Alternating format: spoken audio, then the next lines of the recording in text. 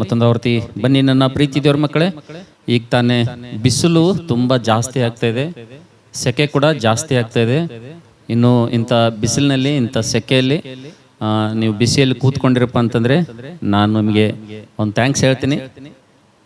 ಆದರೂ ಕೂಡ ಕನಿಷ್ಠ ಇನ್ನೂ ನಾವು ಸಂದೇಶ ಮುಗಿದು ಮೇಜಿನಲ್ಲಿ ಪಾಲು ತಗೊಂಡು ಮತ್ತು ಕಾಣಿಕೆ ಹಾಕಿ ಅಂತ್ಯ ಆಶೀರ್ವಾದ ಮಾಡಿ ಇದೆಲ್ಲ ಮಾಡ್ಬೇಕಂದ್ರೆ ಕನಿಷ್ಠ ಇನ್ನೂ ನೀವು 1 ಗಂಟೆ ಸಮಯ ನಮಗೆ ಕೊಡ್ಬೇಕಂತೇಳಿ. ಹಲ್ಲೆಲೂಯಾ. ಏನ್ರಿ, ಇನ್ನ ಎಷ್ಟು ಕೊಡ್ಬೇಕು ನೀವು? ಕನಿಷ್ಠ ಏನಿಲ್ಲ ಅಂದ್ರೂ 1 ಗಂಟೆ ಸಮಯ ನೀವು ನಮ್ಗೆ ಕೊಡಲೇಬೇಕು. ಅದಕ್ಕೋಸ್ಕರ ಈಗ ದಯವಿಟ್ಟು ಈಗಾಗಲೇ ಕೆಲವೊಬ್ಬರಿಗೆ ಆಕಳಿಕೆ ಬರ್ತಾ ಇದೆ, ಕೆಲವೊಬ್ಬರಿಗೆ ತೂಕಡಿಕೆ ಬರ್ತಾ ಇದೆ.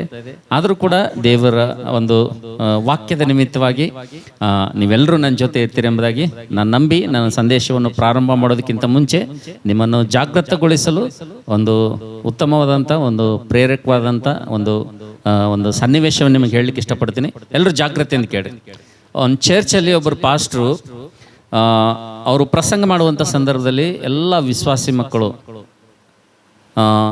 ಭಾಳಷ್ಟು ಒಂದು 100ಗೆ ಒಂದು 40% ಮೆಂಬರ್ಸ್ಗಳೆಲ್ಲ ನಿದ್ದೆ ಜಾರಿ ಹೋಗ್ತಾ ಇದ್ರಂತೆ. ಇರುವಂಥ ಒಂದು 40% ವಿಶ್ವಾಸಿ ಮಕ್ಕಳು ನೇರವಾಗಿ ನಿದ್ದೆಯಲ್ಲಿ ಜಾರಿ ಹೋಗ್ತಾ ಇದ್ರಂತ. ಈ ನಿದ್ದೆಯಲ್ಲಿ ಜಾರಿ ಹೋಗೋದು ನೋಡಿ ಪಾಸ್ಟ್ರು ನಾನು ಎಷ್ಟೋ ಪ್ರಯಾಸಪಟ್ಟು ಪ್ರಾರ್ಥನೆ ಮಾಡಿ ಇವರ ಸ್ಥಿತಿಗತಿಗಳ ಕುರಿತು ದೇವರ ಸನ್ನಿಯಲ್ಲಿ ಕೂತ್ಕೊಂಡು ಪ್ರಾರ್ಥನೆ ಮಾಡಿ ದೇವ್ರ ಚಿತ್ತ ತಿಳ್ಕೊಂಡು ಉತ್ತಮವಾದಂಥ ಸಂದೇಶ ನಾನು ಇವ್ರಿಗೋಸ್ಕರವಾಗಿ ತಂದಿದ್ದೀನಿ. ಇವರು ಎಷ್ಟು ಮಾತ್ರಕ್ಕೂ ಅವರಿಗೋಸ್ಕರವಾಗಿ ತಂದಂಥ ಸಂದೇಶ ಕೇಳ್ತಾ ಇಲ್ಲಲ್ಲ, ಇವ್ರು ನಿದ್ದೆಯಲ್ಲಿ ಜಾರು ಹೋಗ್ತಾ ಇದ್ದಾರೆ ಅಂತೇಳಿ ಪಾಸ್ಟ್ರು ಒಂದು ದಿವಸ ಏನು ಮಾಡಿದ್ರು ಅಂತಂದರೆ ಎಲ್ಲ ವಿಶ್ವಾಸಿ ಮಕ್ಕಳು ಚರ್ಚಲ್ಲಿ ಬಂದು ಕುಂದ ತಕ್ಷಣ ಹೇಗಾದರೂ ಮಾಡಿ ಇವತ್ತು ಅವರ ಸಂದೇಶ ಕೇಳಬೇಕು, ಅವ್ರ ನಿದ್ದೆಯಲ್ಲಿ ಜಾರಿ ಹೋಗಬಾರ್ದು, ನಿದ್ದೆ ಮಾಡಬಾರ್ದು ಅಂತೇಳಿ ಪಾಸ್ಟ್ರ್ ಏನು ಹೇಳಿದ್ರಪ್ಪ ಅಂತಂದರೆ ಎಲ್ಲರಿಗೆ ಬಂದು ಎಲ್ಲರೂ ಕೂತ್ಕೊಂಡು ಪ್ರಾರಂಭದ ಪ್ರಾರ್ಥನೆ ಮಾಡಿದ ತಕ್ಷಣ ಸಂದೇಶ ಮೆಸೇಜ್ ಪ್ರಾರಂಭ ಮಾಡೋದಕ್ಕಿಂತ ಮುಂಚೆ ಎಲ್ಲ ಸಭಿಕರಿಗೆ ಒಂದು ಸೂಚನೆ, ಎಲ್ಲ ವಿಶ್ವಾಸಿ ಮಕ್ಕಳಿಗೆ ಒಂದು ಎಚ್ಚರಿಕೆ. ಏನು ಎಚ್ಚರಿಕೆ ಅಂತಂದರೆ, ರಾತ್ರಿ ನಾವು ಪ್ರಾರ್ಥನೆ ಮಾಡಿ ಮಲಗಬೇಕಂದಾಗ 2 ದೊಡ್ಡ ಹಾವುಗಳು ಕಚ್ಚಾಡ್ತಾ ಏನಾಗ್ಯಾವ ಅಂತಂದ್ರೆ ಆ ಚರ್ಚ್ ಒಳಗಡೆ ಮ್ಯಾಟ್ ಕೆಳಗಡೆ ಬಂದು ಸೇರಿವೆ. ಅದಕ್ಕೋಸ್ಕರವಾಗಿ ಹುಡಿಬೇಕಂತೇಳಿ ನಾವು ಅನೇಕ ಪ್ರಯತ್ನ ಮಾಡಿದೀವಿ, ಆದ್ರೆ ಸಿಗ್ಲಿಲ್ಲ. ಆದ್ರೆ ಎಲ್ಲಿ ನೀವು ಕೂತಿದ್ದೀರೋ ಜಾಗ್ರತೆ ಅಂತ ಹೇಳಿದ್ರಂತ ಪಾಸ್ಟರ್. ಹೇಳಿದಾಗ ರಾತ್ರಿ ಹುಡಿಬೇಕಂದೇವು ನಮಗೆ ಸಿಗ್ಲಿಲ್ಲ, ಆದ್ರೆ ನೀವು ಮಾತ್ರ ಎಚ್ಚರಿಕೆಯಿಂದ ಕೂಡ್ರಿ ಯಾರು ಅಂತೇಳಿ ಹೇಳಿದಾಗ ಆವಾಗ ಪ್ರಸಂಗ ಸ್ಟಾರ್ಟ್ ಆಯ್ತಂತ. ಪಾಸ್ಟರ್ ವಾಕ್ಯ ಹೇಳತ್ತಾರಂತ. ಹಿಂದೆ ಕುಂತ ಹೆಣ್ಮಗಳಿಗೆ, ಹಿಂದೆ ಕುಂತ ಸಿಸ್ಟರ್ಗೆ ಪಾಸ್ಟರ್ ಹೇಳಿದ ವಾಕ್ಯ ಸರಿಯಾಗಿ ತಿಳಿಲಾರ ಬಟ್ಟಿಗೆ, ಕೇಳಿಸ್ಲಾರ ಬಟ್ಟಿಗೆ ಮುಂದಿದ್ದ ಸಿಸ್ಟರ್ಗೆ ಬೆನ್ನು ಬಡದ್ರಂತ. ಅರ್ಥ ಆಯ್ತ್ರಿ? ಮುಂದಿದ್ದವ್ರಿಗೆ ಏನ್ ಮಾಡಿದ್ರಂತ? ಎದಕ್ ಬೆನ್ನು ಬಡದ್ರ ಅವರು? ವಾಕ್ಯ ರೆಫರೆನ್ಸ್ ಕೇಳೋ ಸಲುವಾಗಿ ಏನ್ ಮಾಡ್ರ? ಬೆನ್ನು ಬಿಡದ್ರ ಅಂತ ಎದ್ದು ಚರ್ಚ್ ತುಂಬಾ ಓಡಾಡಕ್ ಸ್ಟಾರ್ಟ್ ಮಾಡಿದ್ರಂತ. ಏನ್ ಬಡಿತಂತ ಹೇಳಿದ್ರ ಅವರು? ಹಂಗ ಕೆಲವೊಬ್ರು ಹಾಕಳ್ಸೋದು ನೋಡಿದ್ರೆ, ಕೆಲವೊಬ್ರು ತೂಕಡಿಸೋದು ನೋಡಿದ್ರೆ, ಅಬ್ರಾಮ್ ಬ್ರದರ್ಗೆ ಬೆಳಗ್ಗೆ ಸೌಂಡ್ ಸಿಸ್ಟಮ್ ಹಚ್ಚಾಗ 1-2 ಹಲ್ಲಿಲ್ಲದ ಅವನು ತಂದು ಬಿಡಪ್ಪ ಅಂತ ಹೇಳ್ಬೇಕು. ಹಲ್ಲೆಲೂಯ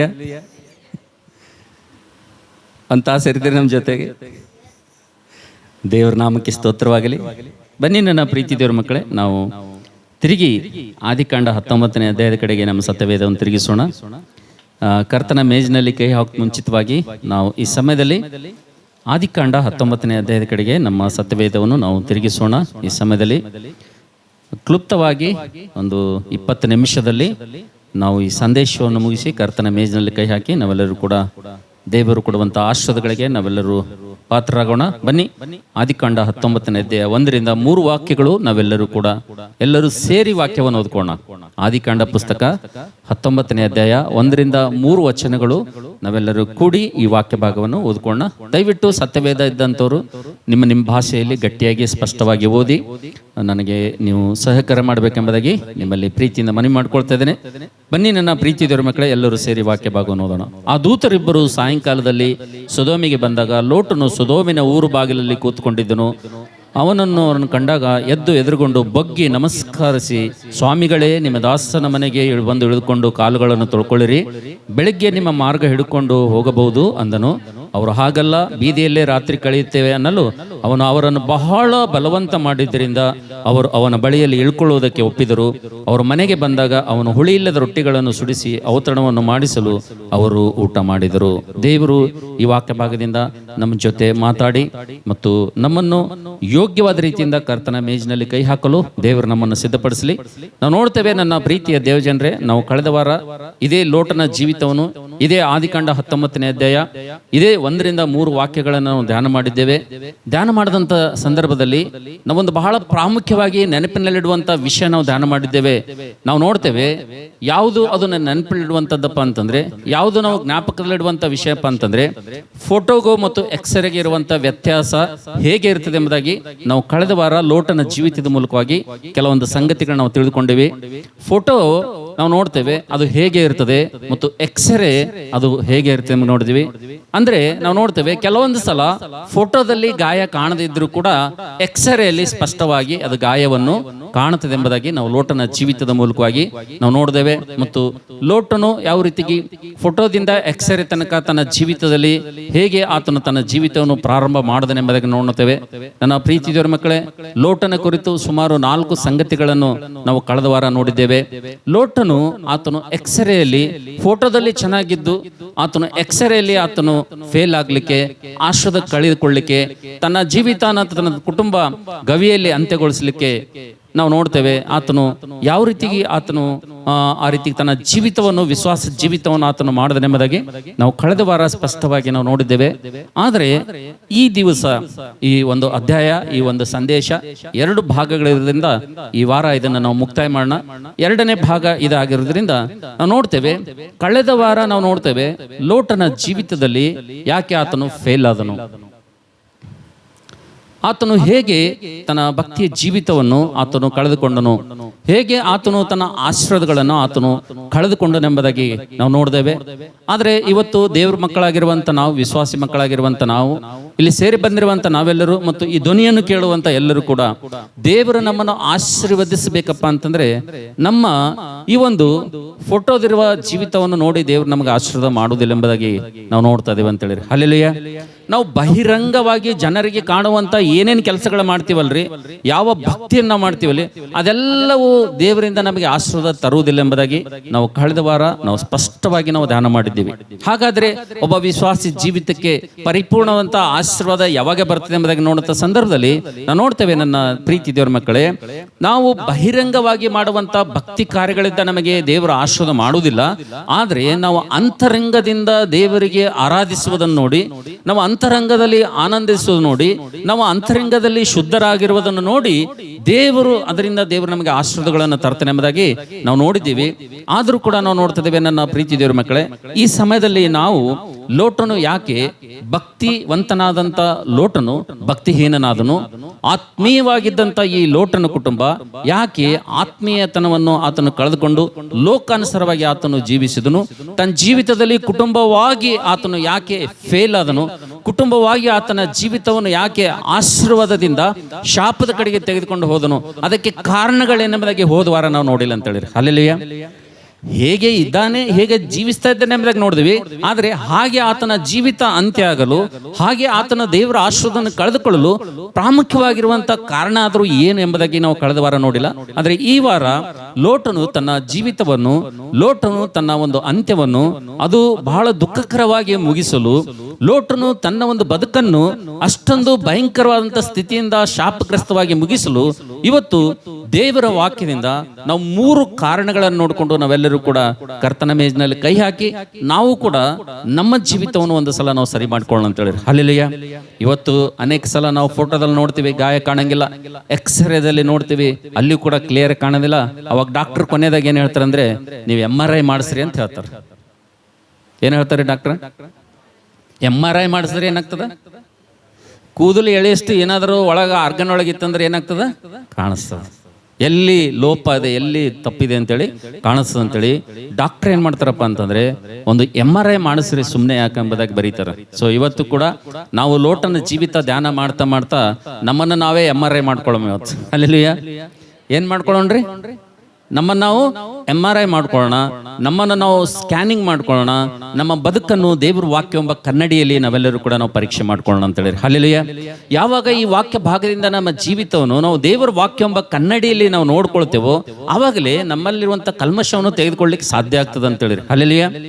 ಯಾವಾಗ ದೇವರ ವಾಕ್ಯ ಎಂಬ ಕನ್ನಡಿಯಲ್ಲಿ ನಮ್ಮನ್ನು ನಾವು ನೋಡ್ಕೊಳ್ತೇವೋ ಆವಾಗ ನಮ್ಮ ಮುಖದ ಮೇಲೆ ಯಾವ ಕಲೆ ಅಂಟ್ಕೊಂಡಿದೆ, ನಮ್ಮ ತಲೆ ಮೇಲೆ ಯಾವ ಕಲೆ ಅಂಟ್ಕೊಂಡಿದೆ, ನಮ್ಮ ಒಂದು ಮೈ ಮೇಲೆ ಯಾವ ಕಲೆ ಅಂಟ್ಕೊಂಡಿದೆ ಎಂಬುದಾಗಿ ಸ್ಪಷ್ಟವಾಗಿ ನಿಚ್ಚಳವಾಗಿ ಕಾಣುತ್ತದೆ. ಅದಕ್ಕೋಸ್ಕರವಾಗಿ ದೇವರ ವಾಕ್ಯ ಎಂಬ ಕನ್ನಡಿಯಲ್ಲಿ ಲೋಟನು ಜೀವಿತದಲ್ಲಿ ಭಕ್ತಿವಂತನ ಅಂತ ಲೋಟನು ಭಕ್ತಿಹೀನನಾಗಿ ಆಶೀರ್ವಾದವನ್ನು ಕಳೆದುಕೊಳ್ಳಲು 3 ಬಹಳ ಪ್ರಾಮುಖ್ಯವಾದಂಥ ಕಾರಣಗಳು ಇವತ್ತು ನಾವು ನೋಡ್ತೇವೆ.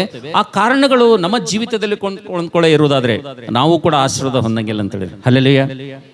ಏನ್ರಿ, ಇವಾಗ ಲೋಟನ ಜೀವಿತದಲ್ಲಿ ಫೇಲ್ ಆಗಲು, ಸೋತು ಹೋಗಲು, ಆತನು ಆಶೀರ್ವಾದಗಳನ್ನು ಕಳೆದುಕೊಳ್ಳಲು 3 ಬಹಳವಾದಂಥ ಲೋಪಗಳು ಆತನ ಜೀವಿತದಲ್ಲಿ ನೋಡ್ತೇವೆ. 3 ಕಾರಣಗಳನ್ನು ನೋಡ್ತೇವೆ. ಒಂದ್ ವೇಳೆ ಆ ಕಾರಣಗಳು ಒಂದ್ ವೇಳೆ ಇಲ್ಲಿ ಕುಂತು ಕೇಳುವಂತ ನಿಮ್ಮ ಜೀವಿತದಲ್ಲಿ, ನಿಂತು ಹೇಳುವಂತ ನನ್ನ ಜೀವಿತದಲ್ಲಿ ಕೂಡ ಇರಲಿಲ್ಲ ಅಂತ ಹೇಳಿರಿ, ಆದರೆ ನಾನು ಮತ್ತು ನೀವು ಎಲ್ಲರೂ ಕೂಡ ಆಶೀರ್ವಾದ ಏನ್ ಮಾಡ್ತೀವ್ರಿ, ಕಳ್ಕೊಂಡ್ ಬಿಡ್ತೀವಿ ಅಂತ ಹೇಳಿರಿ. ಅದಕ್ಕೋಸ್ಕರವಾಗಿ ಬಹು ಜಾಗ್ರತೆಯಿಂದ ಒಂದು 20 ನಿಮಿಷ ಸಂದೇಶವನ್ನು ಕೇಳ್ರಿ. ನಾವು ನೋಡ್ತೇವೆ ಮೊಟ್ಟ ಮೊದಲನೇದಾಗಿ ಲೋಟನ ಜೀವಿತದಲ್ಲಿ ಆತನು ಅಬ್ರಹಾಮನಿದ್ದರೂ ಕೂಡ, ದೇವರ ಸ್ನೇಹಿತನ ಜೊತೆ ಆತನಿದ್ದರೂ ಕೂಡ, ಆಶೀರ್ವಾದ ಆತನ ಜೊತೆ ಇದ್ದರೂ ಕೂಡ ಆತನ ಜೀವಿತದಲ್ಲಿ ಆತನು ಸೋತು ಹೋಗ್ಲಿಕ್ಕೆ ಮೊಟ್ಟ ಮೊದಲನೇ ಒಂದು ರೀಸನ್ ಏನಪ್ಪಾ ಅಂತಂದ್ರೆ, ಮೊಟ್ಟ ಮೊದಲನೇ ಕಾರಣ ಎಂಬುದಾಗಿ ನೋಡುವಂಥ ಸಂದರ್ಭದಲ್ಲಿ ನಾವು ನೋಡ್ತೇವೆ ನನ್ನ ಪ್ರೀತಿ ದೇವರ ಮಕ್ಕಳೇ, ಆದಿಕಾಂಡ 19ನೇ ಅಧ್ಯಾಯ 3ನೇ ವಚನದ ನಾವು ಏನ್ ನೋಡ್ತೀವಪ್ಪ ಅಂತಂದ್ರೆ, ಲೋಟನು ಫೇಲ್ ಆಗಲು, ಲೋಟನು ಸೋತು ಹೋಗಲು, ಲೋಟನ ಆಶೀರ್ವಾದವನ್ನು ಕಳೆದುಕೊಳ್ಳಲು ಆತನ ಜೀವಿತದಲ್ಲಿದ್ದಂಥ ಮೊಟ್ಟ ಮೊದಲನೇ ಲೋಪ ಏನಪ್ಪಾ ಅಂತಂದ್ರೆ ಸಮರ್ಪಣೆ ಇಲ್ಲದಂತ ಜೀವಿತ ಆತನ ಜೀವಿತ ಆಗಿತ್ತು ಅಂತ ಹೇಳಿರಿ. ಹಲ್ಲೆಲೂಯಾ. ಎಲ್ಲರೂ ಇಲ್ಲೇ ಇದ್ದೀರಿ. ಮೊದಲನೇ ಲೋಪ ಲೋಟನ ಜೀವಿತದಲ್ಲಿ ನಾವು ನೋಡ್ತೇವೆ, ಲೋಟನ ಜೀವಿತದಲ್ಲಿ ನಾವು ನೋಡ್ತೇವೆ ಆತನ ಜೀವಿತದಲ್ಲಿ ಸಮರ್ಪಣೆ ಇಲ್ಲದಂತ ಜೀವಿತ ಆತನ ಜೀವಿತ ಆಗಿತ್ತು ಅಂತ ಹೇಳಿರಿ. ಆತನ ಜೀವಿತದಲ್ಲಿ ಯಾವುದೇ ಒಂದು ಸಮರ್ಪಣೆ ಅಂತಕ್ಕಂಥದ್ದು ಇರಲಿಲ್ಲ. ನಾವು ನೋಡ್ತೇವೆ ಅದೇ ಅಬ್ರಹಾಮನ ಜೀವಿತ ನೋಡುವಂತ ಸಂದರ್ಭದಲ್ಲಿ ಅಬ್ರಹಾಮನು ಎಲ್ಲೆಲ್ಲಿ ಇಳ್ಕೊಳ್ತಾನೋ ಅಲ್ಲಿ ಆತನ ಒಂದು ಯಜ್ಞವೇದಿಯನ್ನು ಕಟ್ತಾ ಇದ್ದಾನೆ ಅಂತ ಹೇಳಿರಿ. ಹಲ್ಲೆಲೂಯಾ. ಏನ್ ಮಾಡ್ತಾ ಇದ್ದೇನ್ರಿ ಅಬ್ರಹಾಮನು? ಯಜ್ಞವೇದಿಯನ್ನು ಕಟ್ತಾ ಇದ್ದನು. ಆದರೆ ನಾವು ನೋಡ್ತೀವಿ ಲೋಟನ ಜೀವಿತ ಇಡೀ ಆದಿಕಾಂಡ 19ನೇ ಅಧ್ಯಾಯ ಪ್ರಾರಂಭದಿಂದ ಮುಕ್ತಾಯದವರೆಗೂ ನೋಡ್ರಿ, ಅಬ್ರಹಾಮನ ಜೀವಿತದಿಂದ ಪ್ರಾರಂಭದಿಂದ ನಾವು ನೋಡ್ತೇವೆ ಆತನ ಜೀವಿತ ಇಲ್ಲಿ ತನಕ ನೋಡ್ರಿ. ಅಬ್ರಹಾಮನ ವಿಷಯದಲ್ಲಿ ದೇವರು ಏನಂತಂದ್ರೆ, ಅಬ್ರಹಾಮನು ಎಲ್ಲೆಲ್ಲಿ ಇಳುಕೊಳ್ತಾನೋ ಅಲ್ಲೆಲ್ಲ ಒಂದೊಂದು ಯಜ್ಞವೇದಿಯನ್ನು ಏನ್ ಮಾಡದನ್ರಿ ಆತನು ಕಟ್ಟದನು. ಯಜ್ಞವೇದಿಯನ್ನು ಕಟ್ಟಿ ದೇವರನ್ನು ಆತನು ಆರಾಧಿಸಿದನು. ಆದರೆ ಲೋಟನ ಜೀವಿತದಲ್ಲಿ ನೋಡ್ತೀವಿ, ಆತನ ಜೀವಿತದಲ್ಲಿ ಒಂದು ಸ್ಥಳದಲ್ಲಿ ಕೂಡ, ಒಂದು ಜಾಗದಲ್ಲಿ ಕೂಡ, ಒಂದು ಏರಿಯಾದಲ್ಲಿ ಕೂಡ, ಯಾವುದೇ ಒಂದೇ ಭಾಗದಲ್ಲಿ ಕೂಡ ಆತನ ಯಜ್ಞವೇದಿಯನ್ನು ಕಟ್ಟಿರುವಂತ ರುಜು ಸತ್ಯವೇದದಲ್ಲಿ ಬರೆದಿಲ್ಲ ಅಂತ ಹೇಳಿರಿ. ಹಲ್ಲೆಲೂಯಾ. ನಾವು ನೋಡ್ತೇವೆ ನನ್ನ ಪ್ರೀತಿ ದೇವರ ಮಕ್ಕಳೇ, ಲೋಟನ ಜೀವಿತದಲ್ಲಿ ಸೋಲಲು, ಲೋಟನ ಜೀವಿತದಲ್ಲಿ ಆಶೀರ್ವಾದವನ್ನು ಕಳೆದುಕೊಳ್ಳಲು, ಲೋಟನ ಒಂದು ಜೀವಿತ ಶಾಪಗ್ರಸ್ತವಾಗಿ ಮಾರ್ಪಡಲು ಬಹಳ ಒಂದು ಪ್ರಾಮುಖ್ಯವಾದಂಥ ಶ್ರೇಷ್ಠವಾದಂಥ ಒಂದು ಕಾರಣ ಏನಪ್ಪ ಅಂತಂದ್ರೆ, 3 ಕಾರಣಗಳಲ್ಲಿ ಆತನ ಜೀವಿತದಲ್ಲಿ ಸಮರ್ಪಣೆ ಅಂತಕ್ಕಂಥದ್ದು ಇರಲಿ ಅಂತ ಹೇಳಿರಿ. ಹಲ್ಲೆಲೂಯಾ. ನನ್ನ ಪ್ರೀತಿ ದೇವರ ಮಕ್ಕಳೇ, ಯಜ್ಞವೇದಿ ಅಂದ್ರೆ ಸುಮ್ಮನೆನಾ? ಯಜ್ಞವೇದಿ ಕಟ್ಟಬೇಕಪ್ಪ ಅಂತಂದ್ರೆ ಕಲ್ಲುಗಳು ತರಬೇಕು. ಯಜ್ಞವೇದಿ ಕಟ್ಟಬೇಕಪ್ಪ ಅಂತಂದ್ರೆ ಮಟ್ಟಿ ತರಬೇಕು, ಮಣ್ಣನ್ನು ತರಬೇಕು. ಯಜ್ಞವೇದಿ ಕಟ್ಟಬೇಕಪ್ಪ ಅಂತಂದ್ರೆ ನೀರನ್ನು ತರಬೇಕು. ಯಜ್ಞವೇದಿ ಕಟ್ಟಬೇಕಪ್ಪ ಅಂತಂದ್ರೆ ಯಜ್ಞವೇದಿ ಕಟ್ಟಿದ ಮೇಲೆ ನಾವು ನೋಡ್ತೇವೆ ಕಟ್ಟಿಗೆಗಳನ್ನು ತರಬೇಕು. ಯಜ್ಞವೇದಿ ಕಟ್ಟಬೇಕಪ್ಪ ಅಂತಂದ್ರೆ ಕುರಿಗಳನ್ನು ಬಲಿಯಾಗೋದಕ್ಕೋಸ್ಕರವಾಗಿ ಪಶುಗಳನ್ನು ಕೂಡ ತರಬೇಕಂತ ಹೇಳಿರಿ. ಹಲ್ಲೆಲೂಯಾ. ಎಷ್ಟು ಖರ್ಚದ ರೀ? ಕಲ್ಲುಗಳು ತರಬೇಕು, ಮಣ್ಣು ತರಬೇಕು, ನೀರು ತರಬೇಕು, ಕಟ್ಟಿದ ಮೇಲೆ ಕಟ್ಟಿಗೆಗಳು ತರಬೇಕು, ಕಟ್ಟಿಗೆ ತಂದ ಮೇಲೆ ಬೆಂಕಿ ತರಬೇಕು, ಬೆಂಕಿ ತಂದ ಮೇಲೆ ಮತ್ತೇನು ತರಬೇಕು? ಕುರಿ ಮರಿಯನ್ನು ಕೂಡ ಏನ್ ಮಾಡ್ಬೇಕು? ತರಬೇಕು ಯಜ್ಞವೇದಿ ಮಾಡ್ಬೇಕಂದ್ರೆ. ಆದ್ರೆ ನಾವು ನೋಡ್ತೇವೆ ಅಬ್ರಹಾಮನ ಜೀವಿತ ನೋಡುವಂತ ಸಂದರ್ಭದಲ್ಲಿ ನಾವು ನೋಡ್ತೇವೆ ಆತನ ಜೀವಿತ ಹೆಂಗಿತ್ತಪ್ಪ ಅಂತಂದ್ರೆ ಸಮರ್ಪಣೆಯಿಂದ ಕೂಡಿದಂತ ಜೀವಿತ ಅಬ್ರಹಾಮನ ಜೀವಿತ ಆಗಿತ್ತು ಅಂತ ಹೇಳಿರಿ. ಹಲ್ಲೆಲೂಯಾ. ಆದರೆ ಯಾವಾಗ ನಾವು ನೋಡ್ತೇವೆ ನನ್ನ ಪ್ರೀತಿ ದೇವರ ಮಕ್ಕಳೇ, ಅಬ್ರಾಮನು ಹಂತ ಹಂತವಾಗಿ ಆಶೀರ್ವಾದ ಹೊಂದಲು ಕಾರಣ ಏನಪ್ಪಾ ಅಂತಂದ್ರೆ ಆತನ ಜೀವಿತದಲ್ಲಿ ಸಮರ್ಪಣೆಯಿಂದ ಕೂಡಿದಂಥ ಜೀವಿತ ಅಬ್ರಾಮನ ಜೀವಿತವಾಗಿತ್ತು. ಲೋಟನ ಜೀವಿತದಲ್ಲಿ ಯಾಕೆ ಇದ್ದಂಥ ಆಶೀರ್ವಾದವನ್ನು ಕಳ್ಕೊಳ್ತಾ ಬಂದನಪ್ಪ ಅಂತಂದ್ರೆ, ಲೋಟನ ಜೀವಿತದಲ್ಲಿ ಇದ್ದಂಥ ಒಂದು ಆಸ್ತಿನ ಯಾಕೆ ಆತನ ಕಳೆದುಕೊಳ್ತಾ ಬಂದನೆ ನೋಡೋ ಸಂದರ್ಭದಲ್ಲಿ ನನ್ನ ಪ್ರೀತಿ ದೇವರ ಮಕ್ಕಳೇ, ಲೋಟನ ಜೀವಿತದಲ್ಲಿ ಏನಿರಲಿಲ್ಲಪ್ಪ ಅಂತಂದ್ರೆ ಮೊಟ್ಟ ಮೊದಲನೇದಾಗಿ ಸಮರ್ಪಣೆ ಜೀವಿತ, ಸಮರ್ಪಣೆ ಬದುಕು ಆತನ ಜೀವಿತದಲ್ಲಿ ಇರಲಿಲ್ಲ. ಅದಕ್ಕೋಸ್ಕರವಾಗಿ ಇಲ್ಲಿ ಸೇರಿ ಬಂದಿರುವಂಥ ನಾವೆಲ್ಲರೂ ಕೂಡ ಇವತ್ತು ನನ್ನ ಜೀವಿತದಲ್ಲಿ, ನಿನ್ನ ಜೀವಿತದಲ್ಲಿ ದೇವರಿಗೋಸ್ಕರವಾಗಿ, ದೇವರನ್ನು ಆರಾಧನೆ ಮಾಡೋದಕ್ಕೋಸ್ಕರವಾಗಿ ಒಂದು ತ್ಯಾಗ ಅಂತಕ್ಕಂಥದ್ದು, ಒಂದು ಸಮರ್ಪಣೆ ಜೀವಿತ ಅಂತಕ್ಕಂಥದ್ದು ಒಂದು ವೇಳೆ ನನ್ನಲ್ಲಿ, ನಿನ್ನಲ್ಲಿ ಒಂದು ವೇಳೆ ಇರಲಿಲ್ಲಪ್ಪ ಅಂತಂದ್ರೆ ನನ್ನ ಪ್ರೀತಿ ದೇವರ ಮಕ್ಕಳೇ, ದೇವರಿಂದ ಬರುವಂಥ ಆಶೀರ್ವಾದಗಳನ್ನು ನಾವೇನು ಮಾಡ್ತೀವಿ ರೀ? ಇವತ್ತು ತಡ್ಕಲ್ದಿಂದ ನಮ್ಮ ಮಧ್ಯದಲ್ಲಿ ಸುಜಾತ ಬಂದಿದ್ದಾಳೆ. ಅವ್ರ ತಾಯಿ 60-70 ವಯಸ್ಸಾದ್ರೂ ಈ ವಯಸ್ಸಿನಲ್ಲಿ ಅವರು ತಡ್ಕಲ್ದಿಂದ ಇಲ್ಲಿಗೆ ಆರಾಧನೆ ಮಾಡೋದಕ್ಕೋಸ್ಕರ ಬಂದಿದ್ದಾರೆ. ಕಾರಣ ಏನು? ಆಳಂದ್ ಪಟ್ಟಣದಲ್ಲಿ ಚರ್ಚ್ ಇಲ್ವಾ? ಸಾಕಷ್ಟು ಚರ್ಚ್ ಇದೆ. ಆದ್ರೆ ನಾವು ನೋಡ್ತೇವೆ ನನ್ನ ಪ್ರೀತಿ ದೇವರ ಮಕ್ಕಳೇ, ಇವತ್ತು ನಾವು ನೋಡ್ತಿದ್ದೇವೆ ಈ ಆಳಂದದಿಂದ, ಆ ತಡ್ಕಲ್ಲಿಂದ ಅಳಗ್ ಬಂದು ಆಳಂದಿಂದ ಗುಲ್ಬರ್ಗ್ ಬರ್ಬೇಕಪ್ಪ ಅಂತಂದ್ರೆ ಎಷ್ಟು ಖರ್ಚಾಗ್ತದ್ರಿ? ಪ್ರಯಾಸ ಮಾಡ್ಬೇಕಾಗ್ತದಲ್ಲ, ಹಣ ಖರ್ಚು ಮಾಡ್ಬೇಕಾಗ್ತದಲ್ಲ, ಮಾಡ್ಬೇಕಾಗ್ತದಲ್ಲ. ಎಲ್ಲೇ ಅಷ್ಟು ಹಣ ಖರ್ಚು ಮಾಡಮೋಪ, ಸುಮ್ಮನೆ ಇಲ್ಲಿಂದ ಆಳಂದ ಬಸ್ಸಿಗೆ ಹೋಗ್ಬೇಕು, ಆಳಂದ ಬಸ್ಸಿಗೆ ಹೋಗಿ ಕಿಸಿಂದ ಮತ್ತು ಗುಲ್ಬರ್ಗ ಇಳಬೇಕು, ಗುಲ್ಬರ್ಗ ಇಳಿದ ಕಿಸಿಂದ ಚೆಕ್ ಪೋಸ್ಟ್ಲಿಂದ ಆಟೋ ಮಾಡಬೇಕು, ಆಟೋ ಮಾಡಿದ್ಮೇಲೆ ಮತ್ತೆ ಆ ಚರ್ಚಿಗೆ ಹೋಗ್ತಾನೆ ಅರ್ಧ ಹಾದಿ ನಡಿಬೇಕು. ಯಾಕೆ ಬೇಕು ಈ ವಯಸ್ಸಿನಾಗ ನನಗೆ? ಇಲ್ಲೇ ಎಲ್ಲರೂ ಸನಿ ಹೋಗಿ ಕೇಳಿದ್ರೆ ಆಗ್ತದಲ್ಲ, ಹಂಗೆ ಮಾಡ್ಬೋದಲ್ಲ, ಎಲ್ಲಿರ್ತೀವಿ ಅಲ್ಲೇ ಸ್ಯಾಟಿಸ್ಫೈ ಇರ್ಬೋದಲ್ಲ. ಆದರೆ ನಾವು ನೋಡ್ತೇವೆ ನನ್ನ ಪ್ರೀತಿ ದೇವರ ಮಕ್ಕಳೇ, ನಾವು ನೋಡ್ತೇವೆ ಇವತ್ತು ದೇವರ ವಾಕ್ಯವನ್ನು ಕೇಳುವಂಥ ವಿಷಯದಲ್ಲಿ, ದೇವರನ್ನು ಆರಾಧನೆ ಮಾಡುವಂಥ ವಿಷಯದಲ್ಲಿ ನಾವು ನೋಡ್ತೇವೆ ನನ್ನ ಪ್ರೀತಿ ದೇವರ ಮಕ್ಕಳೇ, ನಮ್ಮ ಜೀವಿತದಲ್ಲಿ ಸಮರ್ಪಣೆ ಅಂತಕ್ಕಂಥದ್ದು ಇರ್ಬೇಕಂತ ಹೇಳಿ. ಹಲ್ಲೆಲೂಯಾ. ನಾವು ನೋಡ್ತೇವೆ ಹನ್ನ ಜೀವಿತದಲ್ಲಿ ಆಶೀರ್ವಾದ ಪಡೆದುಕೊಳ್ಳಲಿಕ್ಕೆ ಕಾರಣ ಏನಪ್ಪಾ ಅಂತಂದ್ರೆ ಹನ್ನಳ ಜೀವಿತದಲ್ಲಿ ಒಂದು ಸಮರ್ಪಣೆ ಇತ್ತು ಅಂತ ಹೇಳಿರಿ. ಹಲ್ಲೆಲೂಯಾ. ನಾವು ನೋಡ್ತೇವೆ 3 ದಿವಸ ಆಕೆ ನಡೆದುಕೊಂಡು ಹೋಗ್ಬೇಕಾಗಿತ್ತು ದೇವ್ರ ಮನೆಗೆ ಹೋಗ್ಬೇಕಪ್ಪ ಅಂತಂದ್ರೆ. ಎಷ್ಟು ದಿವಸ ನಡಿಬೇಕಾಗಿತ್ರಿ? 3 ದಿವಸ ಆರಾಧನೆಗೆ ಹೋಗ್ಬೇಕಂದ್ರೆ 3 ದಿವಸ ನಡಿಬೇಕಾಗಿತ್ತಕ್ಕೆ. ಆದ್ರೆ ನಾವು ನೋಡ್ತೇವೆ ಆಕೆ ಕುಟುಂಬ ಸಹಿತವಾಗಿ ನಾವು ನೋಡ್ತಿದ್ದೇವೆ ಆರಾಧನೆ ಮಾಡೋದಕ್ಕೋಸ್ಕರ ಆತನಲ್ಲಿ, ಆಕೆಯಲ್ಲಿ ಒಂದು ಸಮರ್ಪಣೆ ಇದ್ದದ್ದರಿಂದ ನಾವು ನೋಡ್ತೇವೆ ಶಿಲೋವಿನಲ್ಲಿರುವಂತಹ ದೇವರ ಮಂದಿರಕ್ಕೆ 3 ದಿವಸ ನಡೆದುಕೊಂಡು ಹೋಗಿ ಆರಾಧನೆ ಮಾಡಿ ಆಕೆ ತನ್ನ ಕುಟುಂಬವಾಗಿ ಮನೆಗೆ ಬರ್ತಾ ಇದ್ದಾಳೆ ಎಂಬುದಾಗಿ ದೇವರ ವಾಕ್ಯದಲ್ಲಿ ನೋಡ್ತೀವಿ ಅಂತ ಹೇಳಿರಿ. ಹಲ್ಲೆಲೂಯಾ. ಲೋಟನ ಜೀವಿತದಲ್ಲಿ ನೋಡ್ತೇವೆ ಆತನು ಅಬ್ರಾಹ್ಮನನ್ನು ಬಿಟ್ಟ ಮೇಲೆ ನಾವು ನೋಡ್ತೇವೆ ಅಬ್ರಾಹ್ಮನ ಒಂದು ಸಹವಾಸವನ್ನು ಬಿಟ್ಟ ಮೇಲೆ ಯಾವಾಗ ಸೊದೋಮ್ ಗೋಮರಕ್ಕೆ ಹೋಗಿ ಆತಲ್ಲಿ ಸೇರ್ಕೊಳ್ತಾನೋ, ಅಲ್ಲಿ ಯಾವ ಒಂದು ಯಜ್ಞವೇದಿ ಆಗಲಿ, ದೇವರನ್ನು ಆರಾಧನೆ ಮಾಡುವಂತ ತೌಕ ಆಗಲಿ, ದೇವರೊಂದಿಗಿರುವಂತ ಸಹವಾಸವಾಗಲಿ ಆತನಿಲ್ಲದೆ ಆತನ ಜೀವಿತದಲ್ಲಿ ಆಶೀರ್ವಾದ ಕಳೆದುಕೊಳ್ಳಲು ಮೊಟ್ಟ ಮೊದಲನೇ ಕಾರಣ ಏನಪ್ಪ ಅಂತಂದ್ರೆ ಆತನ ಜೀವಿತದಲ್ಲಿ ಸಮರ್ಪಣೆ ಇಲ್ಲದಂತ ಜೀವಿತ ಆಗಿತ್ತೆಂಬುದಾಗಿ ದೇವರ ವಾಕ್ಯದಲ್ಲಿ ನೋಡ್ತೀವಿ ಅಂತ ಹೇಳಿರಿ. ಹಲ್ಲೆಲೂಯಾ. ಅದಕ್ಕೋಸ್ಕರ ನನ್ನ ಪ್ರೀತಿ ದೇವರ ಮಕ್ಕಳೇ, ನಾವೆಲ್ಲರೂ ಕೂಡ ಆಶೀರ್ವಾದಗಳನ್ನು ನಾವು ಕಳೆದುಕೊಳ್ಬಾರ್ದಪ್ಪ ಅಂತಂದ್ರೆ, ದೇವರ ಆಶೀರ್ವಾದನ ಪಡ್ಕೊಳ್ಬೇಕಪ್ಪ ಅಂತಂದ್ರೆ ನಮ್ಮ ಜೀವಿತದಲ್ಲಿ ಮೊಟ್ಟ ಮೊದಲನೇದಾಗಿ ಏನಿರ್ಬೇಕ್ರಿ?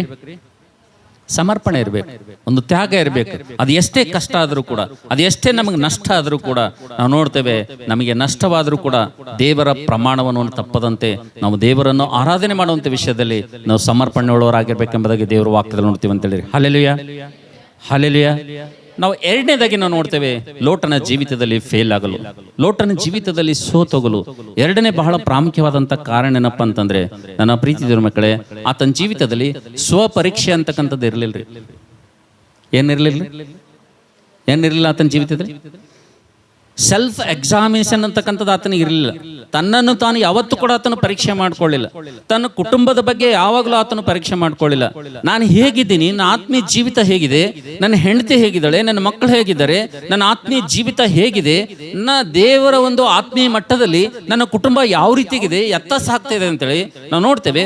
ಸ್ವಪರೀಕ್ಷೆ ಇಲ್ಲದಂತ ಒಂದು ಜೀವಿತ ಲೋಟನ ಕುಟುಂಬವಾಗಿತ್ತೆಂಬುದಾಗಿ ದೇವರ ವಾಕ್ಯದಲ್ಲಿ ನೋಡ್ತೀವಿ ಅಂತೇಳಿ. ಹಲ್ಲೆಲೂಯಾ. ನಾವು ನೋಡ್ತೇವೆ ನನ್ನ ಪ್ರೀತಿ ದೇವರ ಮಕ್ಕಳೇ, ಆತನ ಜೀವಿತದಲ್ಲಿ ಸ್ವಪರೀಕ್ಷೆ ಇಲ್ಲದ ಜೀವಿತ ಆತನದಾಗಿರುವುದರಿಂದ, ಸೆಲ್ಫ್ ಎಕ್ಸಾಮಿನೇಷನ್, ತನ್ನನ್ನು ತಾನು ಕುಟುಂಬವಾಗಿ ದೇವರ ಸನ್ನಿಧಿಯಲ್ಲಿ ವಾಕ್ಯದ ಬೆಳಕಿನಲ್ಲಿ ಯಥಾರ್ಥವಾಗಿ ಪರೀಕ್ಷೆ ಮಾಡಿಕೊಳ್ಳುವಂಥ ಸ್ವಭಾವ ಆತನಲ್ಲಿ ಇಲ್ಲದೆ ಇರೋದ್ರಿಂದ ಚಾಲ್ತಾಯ ನಡೀತದ ಅಂತೇಳಿ ಆತನು ಅನೇಕ ವಿಷಯಗಳಲ್ಲಿ ಆತನು ಗಮನ ಕೊಡದೇ ಇರೋದ್ರಿಂದ ನಾವು ನೋಡ್ತೇವೆ ನನ್ನ ಪ್ರೀತಿ ದೇವರ ಮಕ್ಕಳೇ, ಗೆಲ್ಲಬೇಕಾದಂಥ ಈ ಲೋಟನು ತನ್ನ ಜೀವಿತದಲ್ಲಿ ಇನ್ನೊಬ್ಬರಿಗೆ ಆತನು ಸೆರೆಯಾಗಿ ಹೋಗ್ತಾನಂತೇಳಿ. ಹಲ್ಲೆಲೂಯಾ. ಲೋಟನ ಜೀವಿತದಲ್ಲಿ ನಿಜವಾಗಿ ಗೆಲ್ಲಬೇಕಾತನು. ಲೋಟನ ಜೀವಿತದಲ್ಲಿ ಜಯದ ಮೇಲೆ ಜಯವನ್ನು ಸಾಧಿಸಬೇಕಾತನು. ಕಾರಣ ಏನಪ್ಪಾ ಅಂತಂದ್ರೆ ದೇವರು ಆತನ ಜೊತೆಗಿದ್ದಾನೆ, ದೇವರ ಸ್ನೇಹಿತನ ಕುಟುಂಬ ಆತನ ಜೊತೆಗಿದೆ. ಆದರೂ ಕೂಡ ನಾವು ನೋಡ್ತೇವೆ, ನನ್ನ ಪ್ರೀತಿದರ ಮಕ್ಕಳೇ, ಗೆಲ್ಲಬೇಕಾದಂತ ಈ ಲೋಟನು, ಜಯಿಸಬೇಕಾದಂತ ಈ ಲೋಟನು, ಜಯಶಾಲಿ ಆಗ್ಬೇಕಾದಂತ ಈ ಲೋಟನು ನಾವು ನೋಡ್ತೇವೆ ಆತನ ಜೀವಿತದಲ್ಲಿ ಸೋಲಿನ ಮೇಲೆ ಸೋಲು, ಪೆಟ್ಟಿನ ಮೇಲೆ ಪೆಟ್ಟು, ಸೋಲಿನ ಮೇಲೆ ಸೋಲು ಬಂದು ಆತನ ಜೀವಿತದಲ್ಲಿ ನೋಡ್ತೇವೆ. ಯಾರನ್ನ ಆತನು ಬಂಧಿಸಬೇಕಾಗಿತ್ತು, ಯಾರನ್ನ ಆತನು ಸೆರೆಯಾಗಿ ಹಿಡಿಬೇಕಾಗಿತ್ತು, ಈತನೇ ಅವರಿಗೆ ಗುಲಾಮರಾಗಿ, ಈತನೇ ಆತನಿಗೆ ಸೆರೆಯಾಗಿ ನಾವು ನೋಡ್ತೇವೆ. ಹೆಂಡತಿ ಮಕ್ಕಳು ಸಮೇತವಾಗಿ ಲೋಟನನ್ನು ಏನ್ ಮಾಡ್ತಾರೆ ಅಂದ್ರೆ ಬಂದಿಯಾಗಿ ಹಿಡ್ಕೊಂಡು ಹೋಗ್ತಾರೆ ಅಂತ ಹೇಳಿದ್ರೆ. ಹಲ್ಲೆಲೂಯ. ಆದಿಕಾಂಡ 4ನೇ ಅಧ್ಯಾಯ 11ನೇ ವಚನ ಯಾರಾದ್ರೂ ಓದ್ತೀರಾ? ಆದಿಕಾಂಡ 14ನೇ ಅಧ್ಯಾಯ 11ನೇ ವಚನ. ಲೋಟನ ಜೀವಿತದಲ್ಲಿ ಆತನ ಆಶೀರ್ವಾದವನ್ನು ಕಳೆದುಕೊಳ್ಳಲು ಸ್ವಪರೀಕ್ಷೆ ಇಲ್ಲದೆ ಇರುವುದೇ ಬಹಳ ಪ್ರಾಮುಖ್ಯವಾದಂತ ಕಾರಣ ಆಗಿರೋದ್ರಿಂದ ಯಾರಾದ್ರೂ ಆದಿಕಾಂಡ 14ನೇ ಅಧ್ಯಾಯ 11ನೇ ವಚನ ಓದ್ತೀರಾ?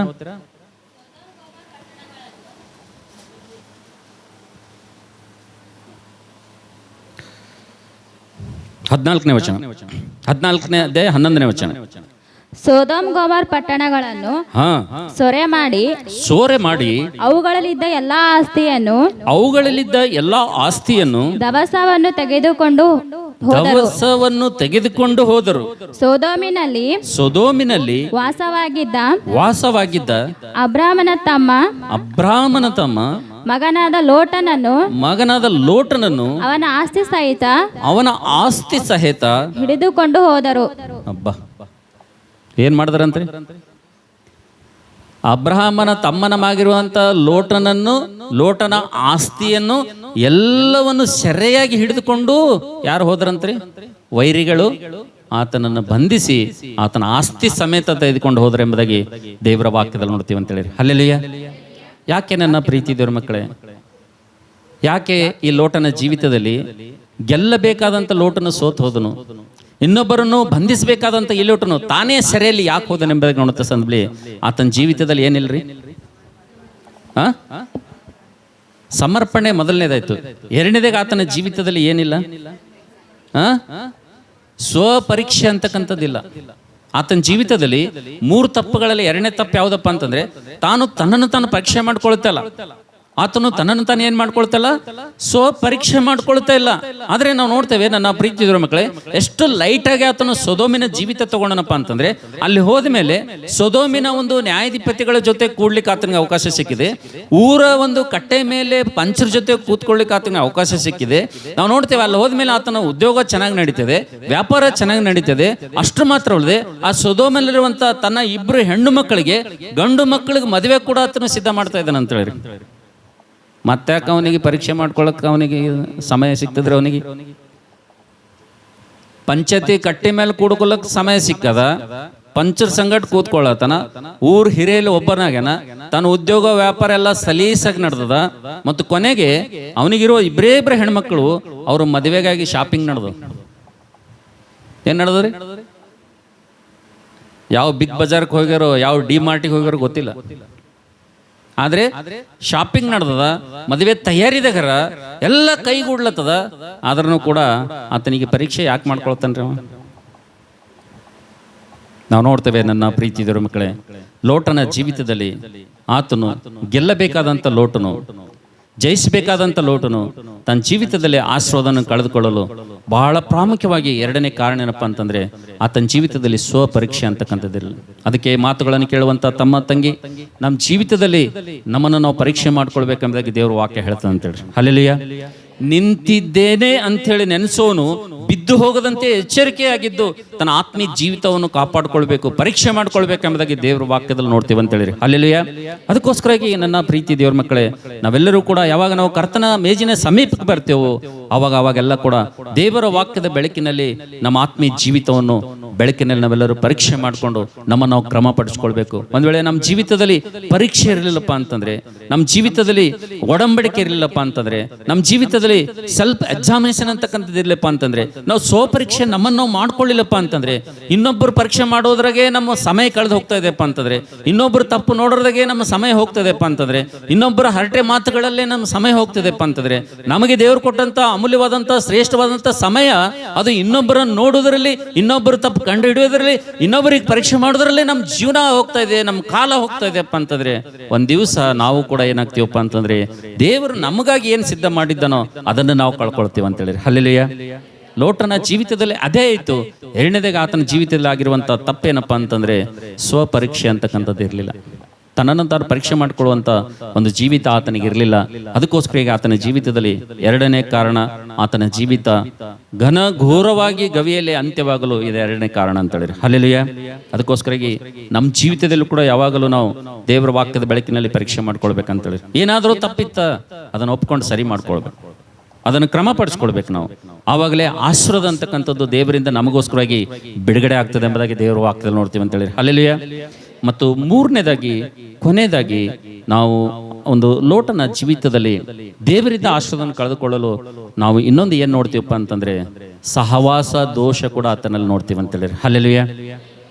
ಇನ್ನೊಂದು ದೋಷ ಏನ್ರಿ ಕೊನೆಯದಾಗಿ ಆಶೀರ್ವಾದ ಕಳ್ಕೊಳ್ಳಿಕ್ಕೆ ಕಾರಣ ಏನಪ್ಪ ಅಂತಂದ್ರೆ ಮೂರನೇದೇನಂದ್ರೆ ಸಹವಾಸ ಲೋಪ, ಸಹವಾಸ ದೋಷ ಆತನಲ್ಲಿ ಕಾಣ್ತಾ ಇದೆ.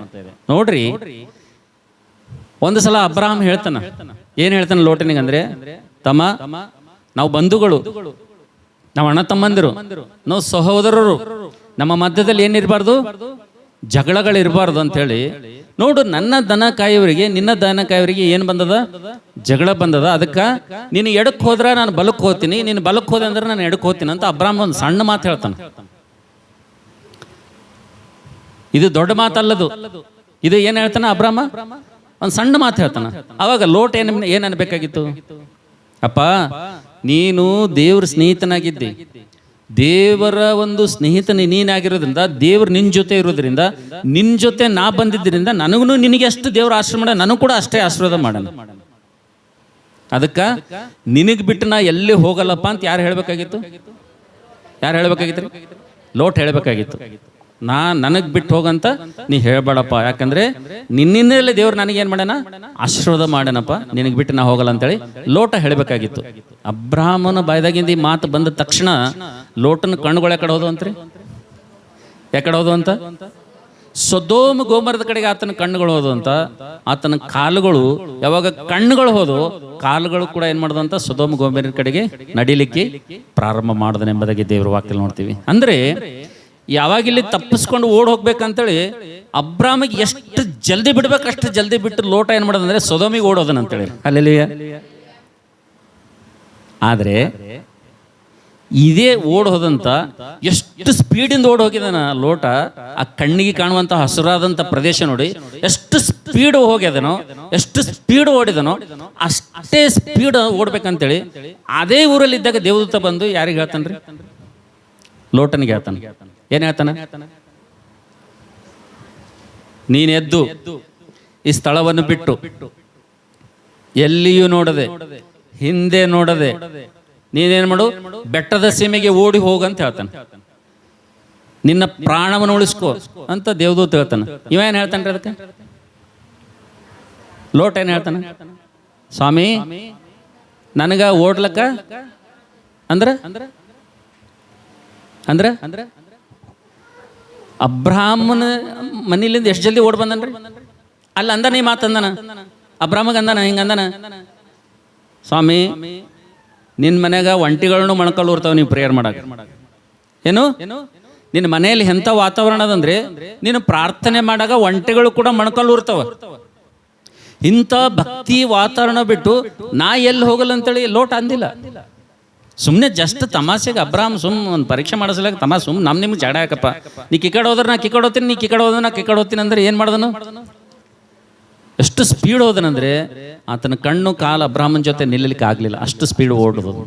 ಆದರೆ ಅದೇ ಹೋದಂಥ ಊರಲ್ಲಿ ದೇವದೂತ ಆತನ ಪ್ರಾಣ ಉಳಿಸ್ಕೊಳ್ಳಕ್ಕೆ ಓಡಿಲ್ಲಿದಂತನ ನನಗೆ ಓಡ್ಲಕ್ಕ. ಅಂದ್ರೆ ಎಷ್ಟು ವ್ಯತ್ಯಾಸ ಅದಲ್ರಿ, ಸಹವಾಸ ದೋಷ ಎಷ್ಟದಲ್ಲ. ಅಂದ್ರೆ ಲೋಟನ ಜೀವಿತದಲ್ಲಿ ನಾವು ನೋಡ್ತೀವಿ, ನನ್ನ ಪ್ರೀತಿ ದೇವರ ಮಕ್ಕಳೇ, ಆತನ ಸಹವಾಸ ಯಾವುದರೊಂದಿಗೆ ಇದೆಯಪ್ಪ ಅಂತಂದ್ರೆ ಲೋಕದೊಂದಿಗೆ ಆತನ ಸಹವಾಸ ಇದೆ. ಆತನ ಸಹವಾಸ ಎಲ್ಲಿದೆಪ್ಪ ಅಂತಂದ್ರೆ ಸೊದೋಮಿನೊಂದಿಗೆ ಆತನ ಸಹವಾಸ ಇದೆ. ನನ್ನ ಪ್ರೀತಿ ದೇವರ ಮಕ್ಕಳೇ, ಅಬ್ರಹಾಮನ ಜೊತೆ ಸಹವಾಸ ಮಾಡ್ಲಿಕ್ಕೆ ಆತನಿಗೆ ಇಷ್ಟಪಡ್ತಾ ಇಲ್ಲ. ಅಬ್ರಾಹಂ ಜೊತೆ ಇರ್ಲಿಕ್ಕೆ ಆತನ ಇಷ್ಟಪಡ್ತಾ ಇಲ್ಲ. ಅಬ್ರಾಹ್ಮನ ಸಹವಾಸದಲ್ಲಿರಬೇಕು, ಅಬ್ರಾಹ್ಮನ ಜೊತೆ ಇರಬೇಕು, ಅಬ್ರಾಹ್ಮನೊಂದಿಗೆ ಇರಬೇಕು, ಆಶೀರ್ವಾದ ಸಂಪೂರ್ಣವಾಗಿ ನಾನು ಕೊನೆ ತನಕ ಪಡ್ಕೊಳ್ಬೇಕಂತೇಳಿ ನಾವು ನೋಡ್ತೇವೆ. ಲೋಟನ ಜೀವಿತದಲ್ಲಿ ಇಲ್ಲದೆ ಇರೋದ್ರಿಂದ ಆತನು ಸಹವಾಸ ದೋಷದಲ್ಲಿ ಆತನು ತಪ್ಪಿ ಹೋಗಿದ್ದರಿಂದ, ಆತನು ಸಹವಾಸದಲ್ಲಿ ತಪ್ಪಿ ಹೋಗಿದ್ದರಿಂದ ನಾವು ನೋಡ್ತೇವೆ ನನ್ನ ಪ್ರೀತಿದವರ ಮಕ್ಕಳೇ, ಆತನ ಜೀವಿತದಲ್ಲಿ ಶ್ರೇಷ್ಠವಾದಂಥ ಅವಕಾಶಗಳನ್ನು ಆತನು ಕಳೆದುಕೊಂಡನಂತೇಳಿ. ಹಲ್ಲೆಲೂಯಾ.